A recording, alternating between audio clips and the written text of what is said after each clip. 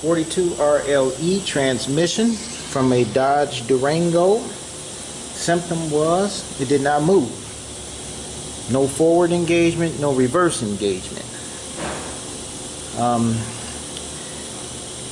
The way you can check to see if there's an issue with pressure is take a transmission line loose and start it up to see if there's flow in the transmission lines, if it's coming out. If it's not, then there's a good chance that the torque converter is messed up or the pump is broken. In this case, the pump gears were broken.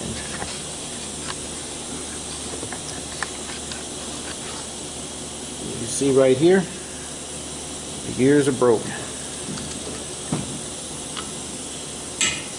The torque converter goes inside here and turns the pump gears. If the pump gears are broken, they can't turn it.